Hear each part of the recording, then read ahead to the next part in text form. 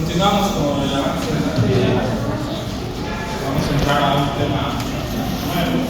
En realidad, hemos empezado a ver un poco en la anterior clase, ¿no?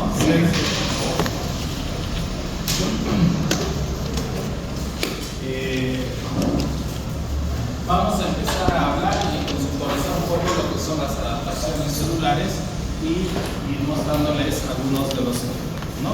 Si yo les digo, que me den un concepto de adaptación. Adaptación en general.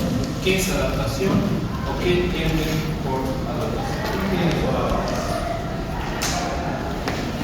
Silencio.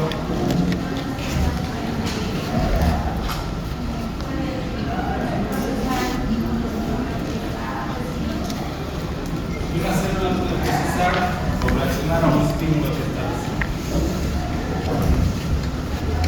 ¿Qué entiendes por adaptación? No siempre biológica, dame tu concepto de adaptación, ¿qué te parece? ¿Qué significa adaptación?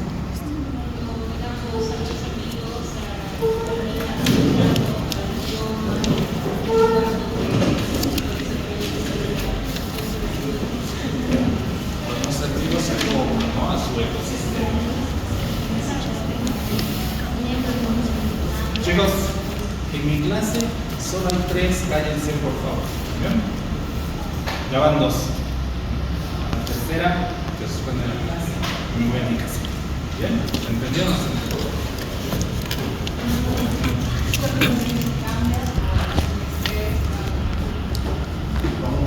Un organismo cambia por un tipo de estrés para adaptarse a su ambiente. Entonces, si hablamos en términos generales de lo que significa la adaptación, ¿no? Es un proceso de ajuste o modificación que realiza un sujeto, organismo o sistema para responder adecuadamente a las condiciones de su entorno, ¿no? Pero tendríamos que ir al concepto de lo que es la adaptación biológica, ¿no? Proceso mediante, ¿no? Un organismo desarrolla una capacidad de sobrevivir, reproducirse en un entorno determinado, ¿no? Es el resultado de la selección natural, donde los datos de precio y la ventaja se transmiten a las siguientes generaciones, ¿no? Y ahí les dejo un lindo ejemplo, ¿no? De adaptación, ¿no? Las jirafas que tienen que tener el cuello largo para poder llegar, ¿no? A la cúpula de los árboles para poder alimentarse, ¿no? Pero, ¿no? También podemos, ¿no?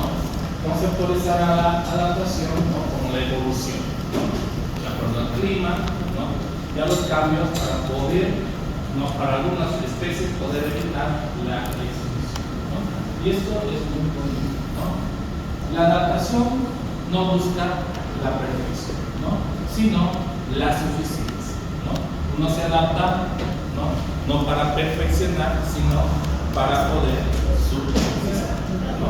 En términos generales, vamos a encontrar adaptaciones morfológicas, fisiológicas y etológicas, ¿no? Adaptaciones morfológicas, ¿no? Cuando una especie, ¿no? Tiene que cambiar su estructura y su forma, ¿no? ¿Quién me podría dar el concepto de una adaptación morfológica, ¿no? En biología? De cualquier especie. ¿Los sapos? Es una especie. ¿Los sapos? Los ¿Renacuajos? sapos, ¿por qué los sapos? Porque primero son renacuajos y con el tiempo van creciendo. Esa es una evolución, ¿no? Podría ser, digamos, los sapos, las iguanas, ¿no? Que cambian de color, que se mimetizan de acuerdo al medio ambiente que los rodea, que se camuflan. Eso podría ser un ejemplo de la adaptación. Su plumaje. ¿Qué podría dar ejemplo de una adaptación fisiológica en el funcionamiento interno del ser? ¿Por qué? ¿Cuál es el ejemplo?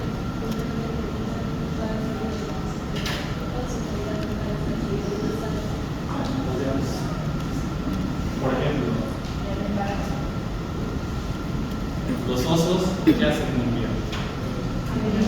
Invierno. duerme, ¿no? Y cambia su fisiología, ¿no? Entonces, eso podría ser un ejemplo de una adaptación, ¿no? Fisiológica. Y una adaptación etiológica, cuando algunas especies cambian su comportamiento, ¿no? El ejemplo más clásico, ¿no? Cuando las especies se disponen en cardúmenes, ¿no? Cuando las abejas se juntan para buscar su alimento, ¿no? O la migración de las aves, por ejemplo. ¿Bien?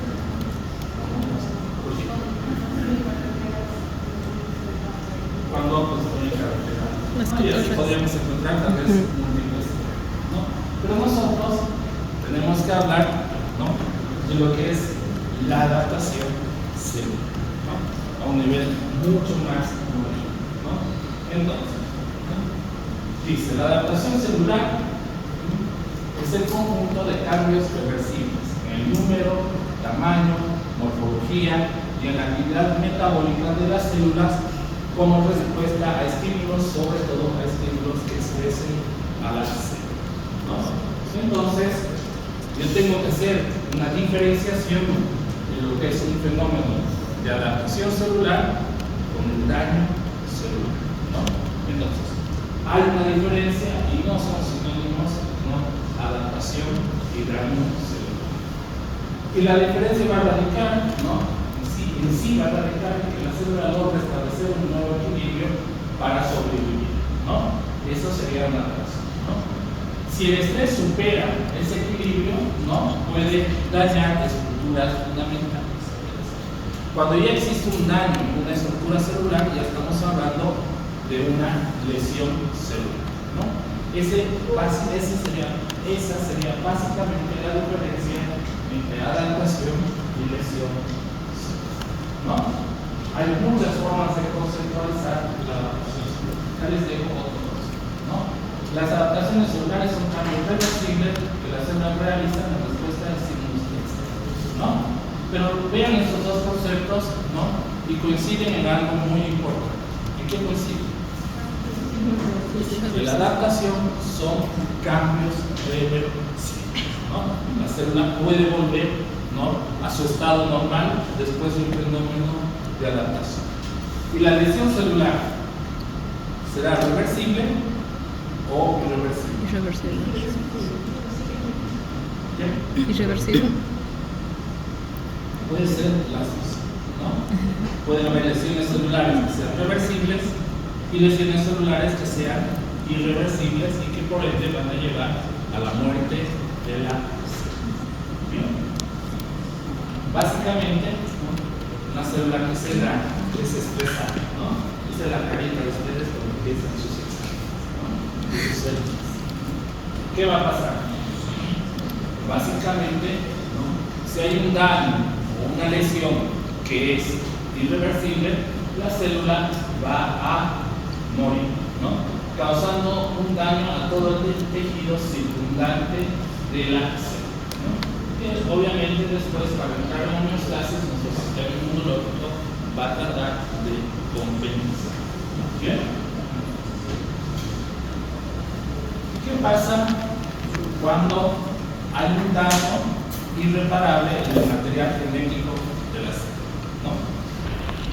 Un daño irreparable en el material genético de la célula se puede conocer también como una mutación en el ADN, ¿no? ¿Qué pasa cuando hay una mutación, ¿no? En el ADN de la célula? Cáncer. ¿No? Básicamente pasa que tienen dos caminos, ¿no? Uno es que los mecanismos de control de división celular, los que ustedes ya saben muy bien, ¿no? Tanto en la interfase como en la mitosis, ¿no? Detectan esa mutación y entonces ¿qué van a hacer? La van a sacar del ciclo celular, la van a sacar de la mitosis para llevarla directamente a la apoptosis, ¿no? Pero si esa mutación logra evadir todos los mecanismos de control, ¿qué va a pasar? Esa célula va a poder dividirse, ¿no? ¿Y cómo? ¿Y qué va a pasar cuando una célula mutada se divide? Esa mutación va a ser la misma en sus dos células, ¿no? Y así va a seguir la división con la misma mutación, y esa es la explicación, digamos, más básica, ¿no? Del cáncer o de una neoplasia, ¿no? Si yo le pido a la señora del kiosco que me me explique la fisiopatología del cáncer, me tiene que explicar eso. Ella sabe eso, ¿no? Ustedes tienen que saber, ¿no?, que aparte de eso hay una cascada bioquímica, ¿no?, de la formación de una neoplasia, ¿no? Eso es lo que ustedes van a estudiar en el transcurso del avance y después me tienen que explicar. ¿Bien? Entonces, este es un gráfico antiquísimo que está en todas las ediciones del podcast, ¿no? ¿Qué hago? Célula normal está en un estado de homeostasis. Aumenta el estrés, aumenta la demanda, la célula se adapta. No puede con la adaptación, hay una incapacidad de adaptarse, la célula se lesiona y después no. Pero a veces hay estímulos dañinos, ¿no?, que no pasan por una adaptación celular, sino directamente van a una lesión celular y por ende después con una muerte, ¿no? Entonces, lo que tenemos que entender es que durante el proceso de adaptación, ¿no?, la célula capta nuevos pero alterados estados que todavía son estables para preservar la viabilidad de la célula, ¿no? ¿Cuáles son esos tipos de adaptación? Básicamente existen 4 tipos de adaptación celular: hiperplasia, hipertrofia, atrofia y metaplasia, ¿no? Metaplasia, cambio de una célula madura, ¿no?, y funcional por otra célula madura y funcional. ¿Bien? Atrofia, disminución en el tamaño de las células, ¿no? Hipertrofia, aumento del tamaño de las células, y hiperplasia, aumento en el número de las células, ¿no? Habrán tejidos que ante ciertas patologías podrán tener más de un mecanismo de adaptación. ¿Entiende la pregunta?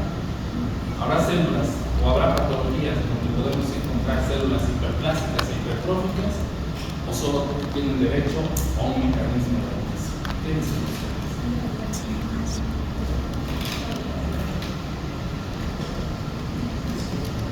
Sí.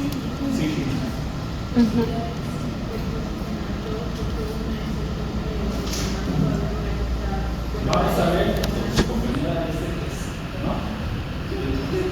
Las adaptaciones celulares pueden ser causadas por diversos factores que ustedes van a entender que son principalmente estos dos, ¿no?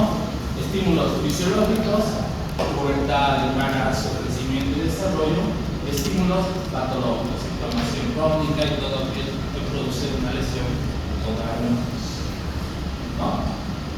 Estímulo fisiológico, siempre hay un aumento en la demanda, ¿no? Por ejemplo, si hay un aumento en la demanda del trabajo celular, ¿no?, vamos a tener dos mecanismos de adaptación: hiperplasia e hipertrofia. Si hay una disminución de los nutrientes, ¿qué vamos a tener? Atrofia, ¿no? Si hay una irritación crónica sobre la célula, ya sea física o química, generalmente tenemos metaplasia, ¿no? Pero vamos a ver que en algunas patologías, por ejemplo, la atrofia y la metaplasia pueden no existir. Bien, pueden presentarse, ¿no? Hiperplasia, ¿no?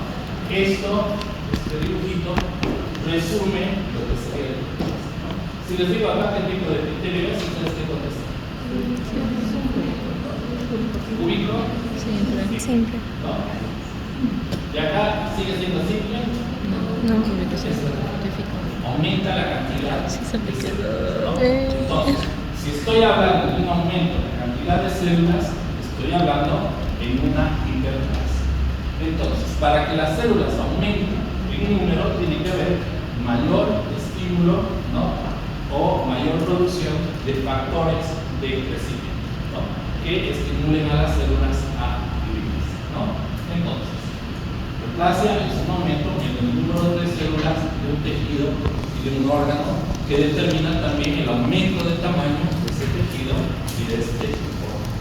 Fisiológica, que puede ser funcional o compensadora, ¿no?, como vemos, funcional en la pubertad o en el embarazo, y compensadora en los hígados y los riñones, ¿no? De hecho, dice, saca un pedacito de hígado, ¿no?, así con el tiempo puede ir regenerándose, ¿no? La hiperplasia fisiológica es una respuesta normal del cuerpo a un estímulo, ¿no? El aumento de las glándulas mamarias, ¿no? Durante la pubertad o el embarazo, ¿no?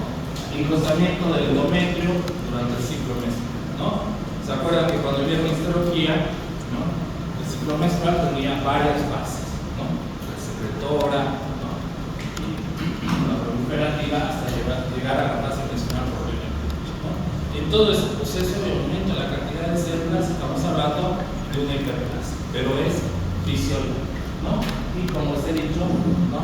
Regeneración del hígado después de una mesioplasia, ¿no? Entonces, hiperplasia fisiológica vamos a tener aumento de los factores de crecimiento, ¿no? Supervisadas por estímulos hormonales, ¿no? Recuerden que los ciclos, que las fases del ciclo menstrual siempre se necesitaba de una estimulación hormonal, ya sea estrogénica o progesterona, ¿no? Según la fase, pero siempre se necesita. Hiperplasia patológica, ¿no? Generalmente las hiperplasias, ¿no? Pueden llevar con el tiempo, ¿no? A un desarrollo de un cáncer o de una neoplasia, ¿no? ¿Por qué? Porque imagínense que es un tejido o es una célula que está en constante división, ¿no? Entonces, al estar en constante división, puede haber una mutación en una de esas células que va a dar mecanismos de control y ahí empieza a desencadenarse una mutación, ¿no? Entre las más comunes tenemos la hiperplasia prostática benigna, aumenta el tamaño de la prostática. La hiperplasia del endometrio no asociada al ciclo menstrual, ¿no? Que se da sobre todo en mujeres postmenopausas. Eso, ¿no? Puede conllevar después un cáncer. ¿No? Y hiperplasia, por ejemplo, de las glándulas suprarrenales, ¿no? Que van a llevar también a una patología, ¿no? Una cosa característica de la hiperplasia es que ya van a tener una repercusión signo-sintomatológica en el paciente, ¿no? Si un varón tiene una hiperplasia prostática, ¿no? Va a tener un síntoma. ¿Cuál será el más común? ¿Cuál creen por lógica que será el signo más común de una hiperplasia prostática en el mundo? La dificultad, ¿no? La hiperplasia endometrial en las mujeres postmenopáusicas serán sangrados postmenstruales, ¿no? Y una hiperplasia de las glándulas suprarrenales tendrá que ver con alteraciones en la producción hormonal que van a causar una signo-sintomatología. ¿Le preguntan? ¿Le preguntan? Este es, ¿no? El ejemplo de lo que es una hiperplasia endometrial, ¿no? Una hiperplasia endometrial donde las glándulas están pegadas, los patólogos conocemos a esto, cuando las glándulas están bien pegadas, decimos que el patrón va igual, ¿no? Espalda con espalda, y unas hiperplasias obviamente mucho más complejas, con muchos números de glándulas, ¿no? Y después estas hiperplasias pueden desarrollar cáncer, ¿no? En el endometrio, ¿sí? Como vemos acá, un útero y toda la cavidad endometrial ocupada por células neoplásicas o por un tumor, ¿no? Fase del ciclo menstrual, ¿no? ¿Qué tipo de hiperplasia es? ¿Fisiológica, patológica? Doctor, una consulta. En el caso de la clase de práctica, hablo sobre los tumores. ¿El tumor sería considerado también como una hiperplasia? ¿No? Ahora vamos a entrar en eso. Gracias. Fíjense, esto, ¿no? Las fases del ciclo menstrual lo podemos ver acá, ¿no? Acá, ¿cuántas glándulas hay? Pocas están espaciadas, ¿no? Acá hay más, y acá hay mucho más, están mucho más pegadas, ¿no? Aumentan en cantidad, en número las glándulas. Entonces, tienes una hiperplasia. Próstata, ¿no? No me acuerdo del tamaño de la próstata, ustedes, expertos en anatomía, deben saber cuándo miden la próstata, ¿no? Pero para hacer una analogía, dicen que una próstata normal tiene que ser del tamaño de una nuez, ¿no? Y acá tenemos una hiperplasia, 125 veces. ¿no? Mucho más grande, huequitos ahí, con un aspecto uniforme, y acá tendría que estar la vuelta prostática y fíjense cómo está, ¿no? Toda comprimida, no se ve la luz de la red, ¿no? Entonces, por lógica, ese paciente no va a poder orar, ¿no? Este, ¿no? Es el ejemplo histológico de los que son hiperplásicos. A ver, en histología normal, ¿qué se llamaban esos cuerpitos que estaban dentro de la próstata?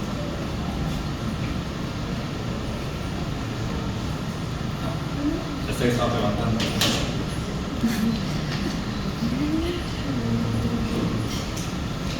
Lo tengo aquí, lo tengo aquí.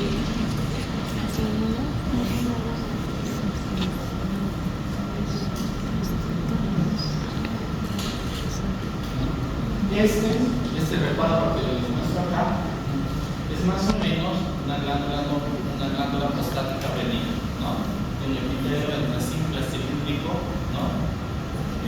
Cilíndrico a cúbico simple, ¿no? Que entre glándula y glándula hay esto, ¿no? En cambio acá ven que todas las glándulas están aumentadas de tamaño y una sobre otra están pegadas, ¿no? Y fíjense que en sectores del epitelio se hace más estratificado. Bien. En la glándula mamaria, ¿no? Tenemos varios conductos, ¿no? Estos conductos pueden volverse hiperplásicos, después esta hiperplasia presentar atipiria, después un cáncer localizado hasta llegar a un cáncer infiltrado, ¿no? Ese es el ejemplo de lo que ¿no? Una hiperplasia puede con el tiempo determinar una lesión neoplásica o ¿no? ¿Qué cambios vamos a encontrar o cuáles son las causas, ¿no? Hormonales, ¿no? Que estimulan factores de crecimiento, ¿no? Inflamación crónica, ¿no? Y algunas alteraciones genéticas y hereditarias, ¿no? La ¿qué será la hipertrofia? Aumento de Si tamaño. la hiperplasia es aumento el número, la hipertrofia ¿qué es? Aumento en tamaño de las, ¿no? Que conduce por ende a un aumento del tamaño del tejido y a un aumento del tamaño del órgano, ¿no? Bien. Entonces, ¿no? Vamos a ver, ¿no? Que también vamos a tener causas fisiológicas y causas patológicas, ¿no? Es una respuesta normal del cuerpo a este, ¿no? Aumentan el tamaño de los músculos después de hacer el ejercicio, es el clásico ejemplo de una hipertrofia, ¿no?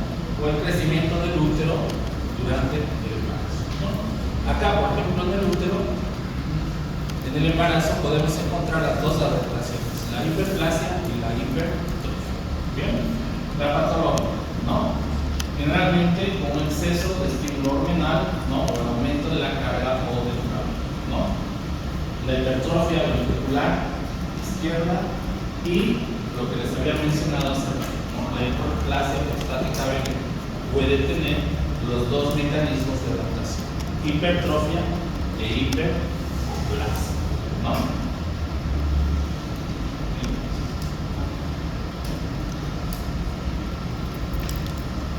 ¿Qué tiene que hacer este muchacho si quiere mejorar su musculatura? Ejercicio ¿Qué y tiene que hacer? Tiene que hacer mucho ejercicio, ¿no? Haciendo mucho ejercicio aumentará su masa muscular. Eso es un ejemplo de que hiperplasia o no. Entonces, si una célula va a crecer de tamaño, va a aumentar de tamaño, ¿no? Necesita más nutrientes, necesitará más oxígeno. Es como ustedes o como los niños, si quieren crecer, se necesitarán alimentar más, necesitarán más nutrientes. ¿Sí? ¿Y cuál es el principal nutriente de una célula? ¿Cuál es lo indispensable para que una célula pueda vivir? oxígeno. ¿El?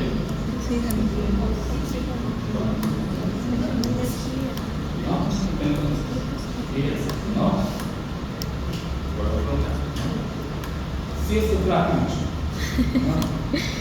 quiere volverse en esto, tiene que hacer mucho ejercicio. Por ende, sus células musculares tienen que hipertrofiar. Para eso necesita mucho ¿no? Entonces, para que su masa muscular aumente, ¿no? Entonces, Rompen las fibras, si se yo les vuelven pongo unidas. esto, ¿no? ¿Cuál sería su conclusión final?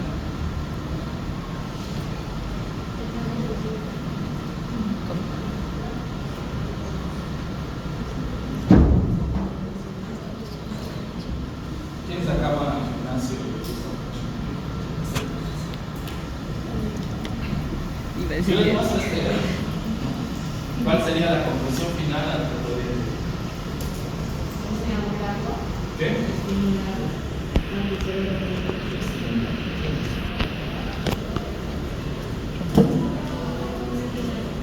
¿Qué? Disciplina.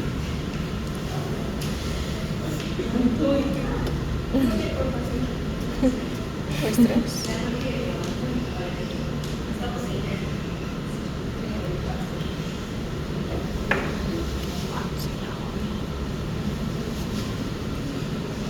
Las células, nuestros neurones, para estar en constante funcionamiento, cuando ustedes están en examen, ¿no? Ya que son estudiantes de medicina, viven todo el tiempo estresados, ¿no? Necesitarán oxígeno, ¿sí? ¿O no? Para poder subsistir. Sí. Sí, ¿no? Entonces la conclusión de este ciclo que les estoy mostrando, ¿no? Podrían ser muy, ¿no? Que eso es un mecanismo de adaptación fisiológica, por ejemplo, ¿no? Esta persona necesita, ¿no? Un aumento en la demanda, sería el ejercicio, para que sus músculos crezcan y se desarrollen, ¿no? Bien. Pero para eso necesita oxígeno, ¿no? Pero algún malintencionado también podría decir, ¿no? Que los fisiculturistas, ¿no? Y la gente con mucho músculo, ¿no? Le quita oxígeno a su cerebro para ponerse a su músculo, ¿no? Podría ser también alguna cosa, ¿no? Pero los dejo a una libre. ¿Bien? Cuando estudiamos hipertrofias, ¿no? Una de las hipertrofias en las que vamos a hacer hincapié es en la adaptación del miocardio. Obviamente, cuando lleguemos, ¿no? A estudiar cardiovascular, ¿no?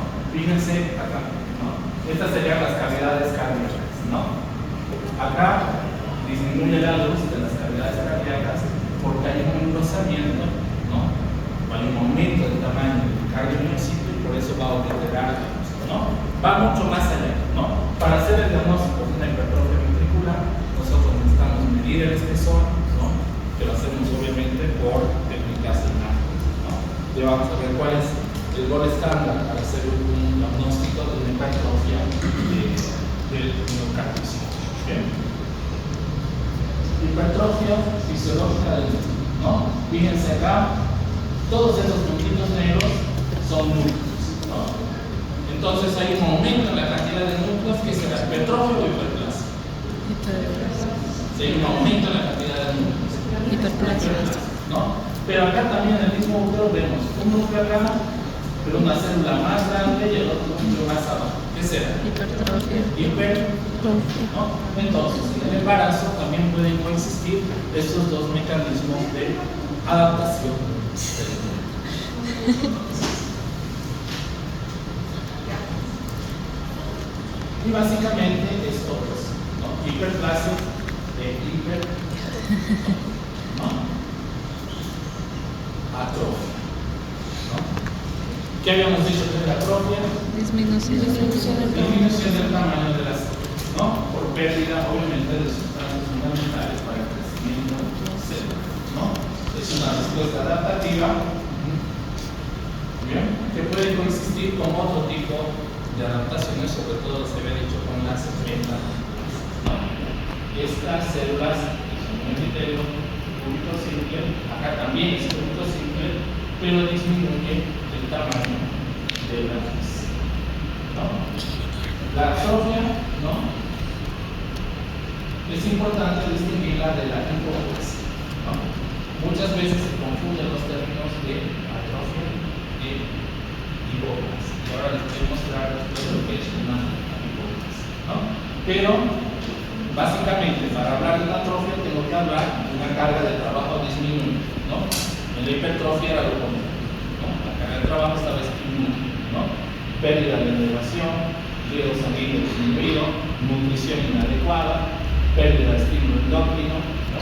Versus lo que era la hiperplasia y la hipertrofia, que los estímulos hormonales tenían que estar activados. Aquí están disminuidos, ¿no? El envejecimiento, ¿no? Ven que los viejitos disminuyen el tamaño se da, ¿no? Que crece. Yo medía 1,80. Y presión. ¿A qué me refiero cuando pongo presión? A la presión arterial, diastólica, sistólica, a la presión intraocular. ¿A qué me refiero cuando pongo presión? A la presión de un tiempo. Han visto, por ejemplo, en pacientes que están mucho tiempo postrados, ¿no? Que no pueden movilizarse, están apoyados en una superficie tónica, ¿no? Esa presión sobre ese tejido puede causar primero un mecanismo de celular que es la atrofia, ¿no? Si persiste esto, creará una úlcera, ¿no? Conocidas como las famosas úlceras de Recto. Después morirá la célula y ¿no? Hasta producirse un proceso infeccioso, ¿no? Por eso es que cuando hay un paciente postrado siempre dicen, ¿no? Movilización cada 2 horas, ya que está movilizándose, usar colchones especiales, ¿no? Para movilizarse, ¿no? Puede ser, obviamente, fisiológico, ¿no? Disminución del útero, ¿no? Después del parto, ¿no?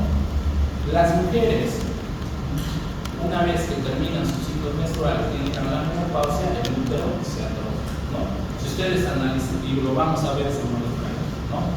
Cuando veamos un útero chiquitito, ¿no? Ustedes pueden deducir que es generalmente una mujer post-menopausia, ¿no? ¿Bien? Reducción del tamaño de las glándulas mamarias después de la lactancia, ¿no? Y atrofia de los músculos por estar inmovilizado. ¿O qué pasa con una fractura? ¿No? Te fracturas el brazo, te ponen el yeso, ¿no? Estás 3 meses con el yeso, te sacan, ¿qué pasó con tu brazo? Está flaquito y adelgazado, ¿no? Entonces hay una ¿no? Patología. Disminución del suministro de sangre, una lesión nerviosa o varias enfermedades, ¿no? Atrofia muscular por desuso, ¿no? Personas con parálisis. Enfermedades neuromusculares, la distrofia muscular, donde existe una alteración de ¿no? la producción de ciertas proteínas, como es la distrofina en esta enfermedad específica, ¿no?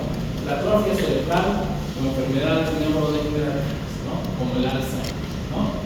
Y las isquemias que producen atrofia de algunos órganos, ¿no? Como el infarto agudo del miocardio, que vamos a ver al principio. Y una atrofia, después hay una muerte celular y irreversible, ¿no? Este útero enorme, ¿no? Vario, trompas y todo el cuerpo uterino. ¿Se parece a este? No. Entonces, generalmente yo puedo deducir que este es un útero atrófico que pertenece a una mujer ¿no? menopáusica, ¿no? Pero también puede decir que sea una mujer ¿no? muy joven. Bien. Fíjense, ¿no? Estas son las capas del endometrio, ¿no? Del miometrio, del útero, miometrio y el perímetro, ¿no? Estas glándulas proliferativas normales, pero acá ya vemos glándulas dilatadas con mucho espacio entre ellas, ¿no? Este es el mejor ejemplo de lo que sería una atrofia del endometrio, ¿no? También visto generalmente en mujeres post-menopausia. Bien. Si yo veo un útero atrófico, ¿no? Pero la mujer es muy jovencita, ¿qué puedo deducir? Puede ser que no se haya desarrollado, ¿no? Y si veo un útero atrófico en una mujer en edad fértil, ¿qué puedo deducir? Falla hormonal, ¿no? Alguna producción inadecuada de estrógenos o de progesterona, o una ¿no? inadecuada demanda de nutrientes, ¿no? En las pacientes anoréxicas generalmente se ve ¿no? la atrofia del endometrio, por ejemplo. También por un bloqueo de la matriz.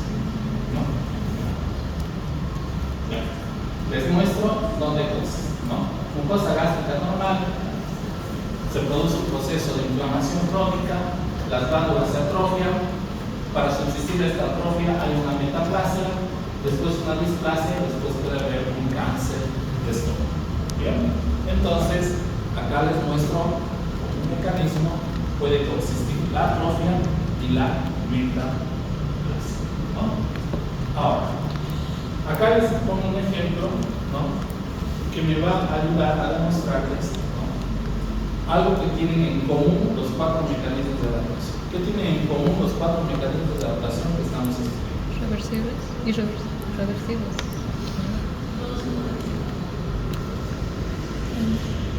Se había dicho que hay algo común de todos estos, la reversibilidad, ¿no?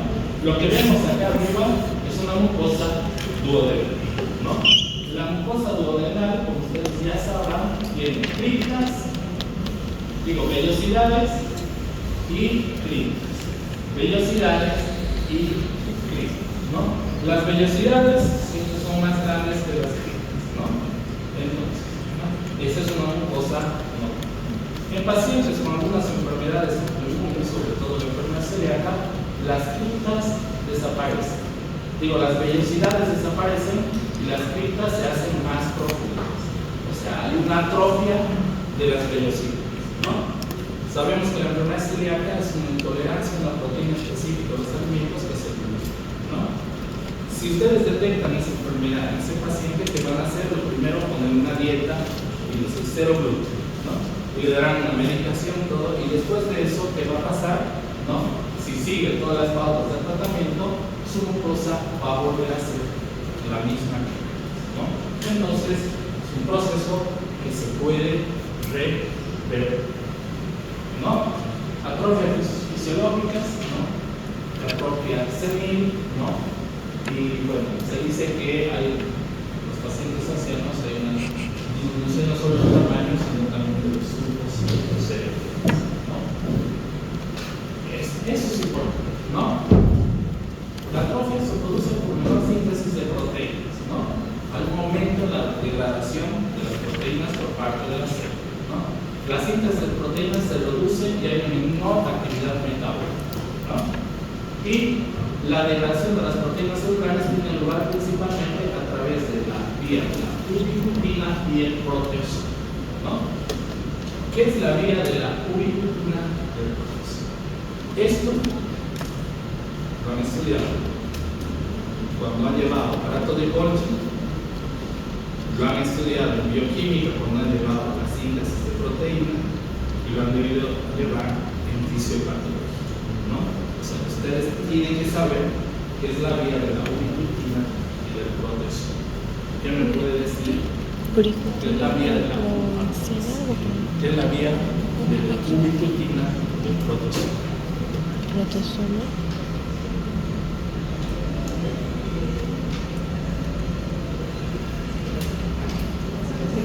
No se peleen.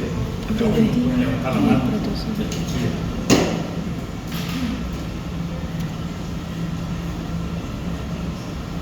¿Quién más o menos tiene una idea en su cabeza que puede ser la vía de la ubiquitina?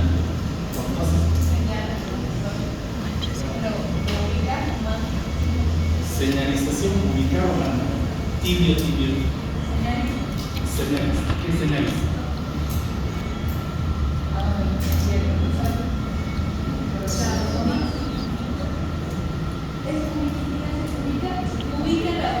Hemos dicho que el aparato de Golgi, ¿no?, empaqueta, selecciona, hace un control de calidad de las proteínas, ¿no? Entonces, toda aquella proteína que se vaya a destruir porque no le sirve a la célula, ¿qué hace el aparato de Golgi? La marca o la señaliza. ¿Con qué? ¿No? Con la ubiquitina. Por eso se conoce la ubiquitina como la señal de la muerte, ¿no? Si el aparato de Golgi le pone ubiquitina a una proteína, ¿no?, la célula sabe que esa proteína se tiene que degradar como, ¿no? Entonces, ¿dónde se degrada o muere esa proteína ubiquitinizada? En el proteasoma. El proteasoma está en distintas partes del citoplasma, ¿no?, que agarran esas proteínas marcadas. Los proteasomas son como una licuadora, ¿no? Entre la proteína y la van a licuar y la van a romper en pedacitos. Y si ustedes rompen una proteína en pedacitos, ¿qué les da por resultado? aminoácidos libres, ¿no? Y esos aminoácidos podrán o reciclarse, ¿no? O eliminarse. ¿Bien? Entonces, esa es la vía de la rutina, ¿no? Y si decimos que en la atrofia se reduce la actividad metabólica porque hay un efecto en la síntesis de proteína, entonces este sistema de degradación funciona constantemente o está más estimulado en su función. ¿Bien? ¿Se entendió o no se entendió? ¿Sí? Metaplasia, ¿no? Cambio. Fíjense, acá tenemos un epitelio, si quieren cúbico, sí, ¿no? O cilíndrico, sí, ¿bien?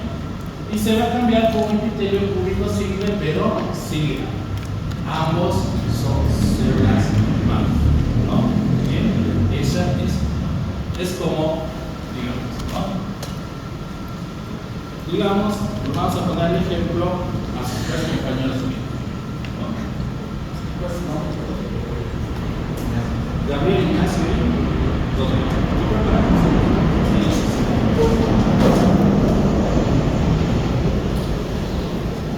Sí, digamos, ¿no?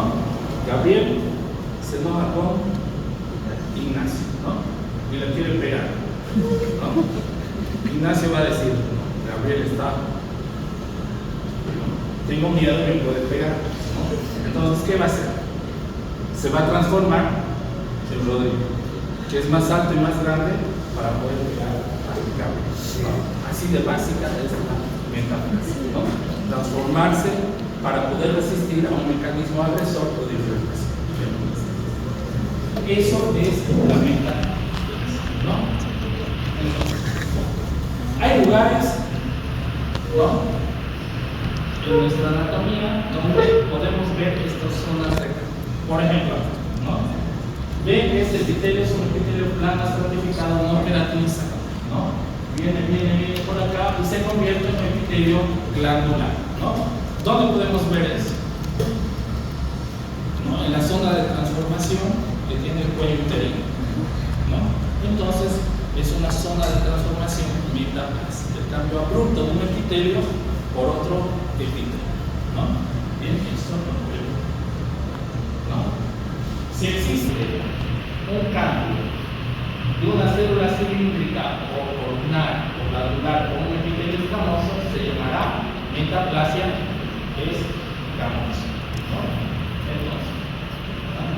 Si el cambio es un epitelio escamoso por una célula glandular, se llamará metaplasia columnar o metaplasia glandular, ¿no? ¿Dónde más podrá haber un ejemplo, ¿no?, de metaplasia en nuestro organismo? Donde cambia el epitelio por una abrupta o otro. En el esófago y el estómago, ¿no? ¿Dónde más? ¿Dónde más?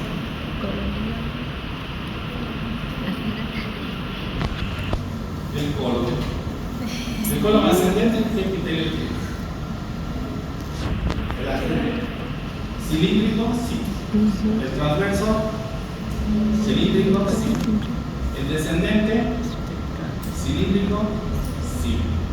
Cuando ya entra a la parte inferior del recto, ¿a qué tipo de epitelio cambia? Epitelio plano estratificado, ¿no? Entonces, allí en la línea pequeña también hay un cambio metaplasia, ¿no? Entonces, hay una reprogramación de las células madres o de las células progenitoras para que pueda haber, obviamente, y las sincronizaciones, un cambio de una célula, ¿no? Irritación crónica, ¿no? Inflamación crónica causada por el ácido, ¿no? El ejemplo más clásico es el famoso reflujo gasoso, ¿no? Los pacientes que tienen reflujo en el esfínter esofágico inferior, ¿no?, comen algo, su estómago empieza a producir ácido clorhídrico, pero existe un reflujo de ese ácido clorhídrico hacia la porción inferior del esófago, ¿no? Entonces, ¿qué va a hacer eso?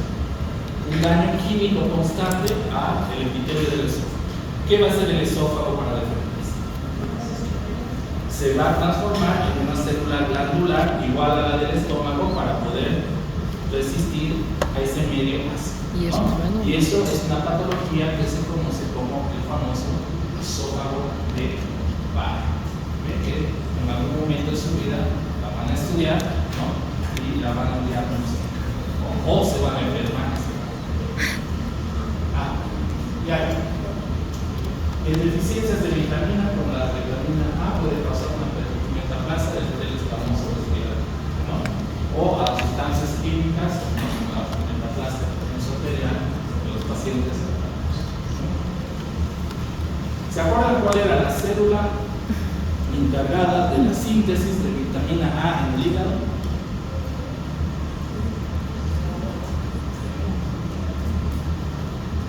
¿Cuál era la célula encargada de la síntesis de vitamina A en el hígado? La célula encargada de la síntesis de vitamina A en el hígado. La famosa célula estrella O célula de hito. ¿no? Sí. Estas células, ¿no? Son células que están en el hígado encargadas de la síntesis de vitamina A. En pacientes que tienen insuficiencia de vitamina A, ¿no? Se transforman, dejan de ser células de hito y se vuelven en fibroblastos, ¿no? ¿Y cuál es la proteína que producen los fibroblastos? Proteína que produce el fibroblasto. Esencialmente.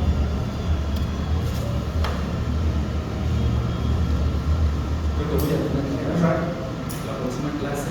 Repaso general de histología. El colágeno, ¿no? Entonces el colágeno es más que la fibrosis, ¿no? ¿Quiénes tienen esa deficiencia de vitamina A? Generalmente los pacientes alcohólicos, ¿no? Y ahí explicamos todo esto.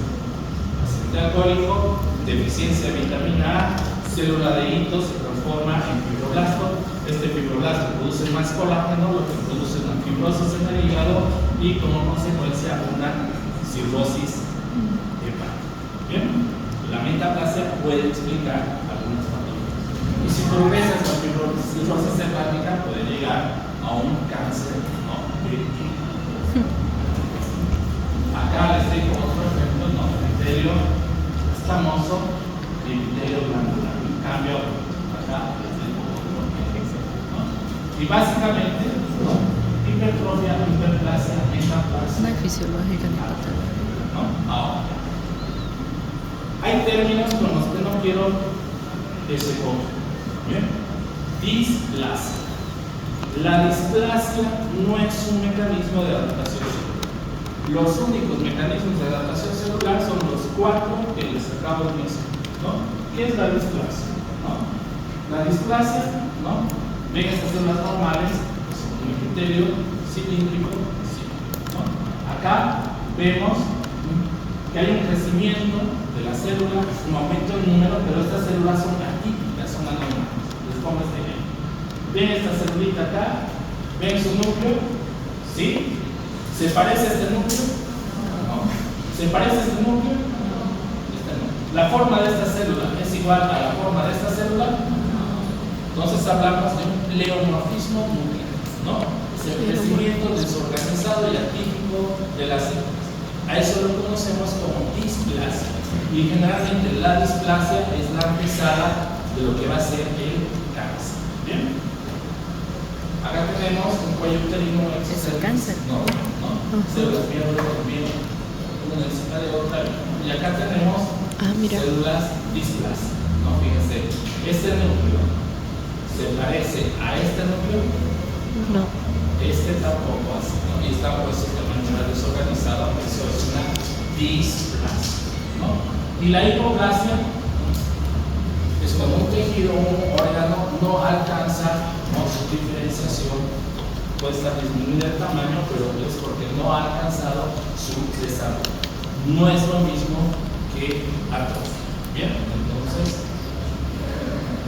eso obviamente una hipoplasia, factores genéticos, interacciones nutricionales, exposición a toxinas, hormonales o problemas básicos.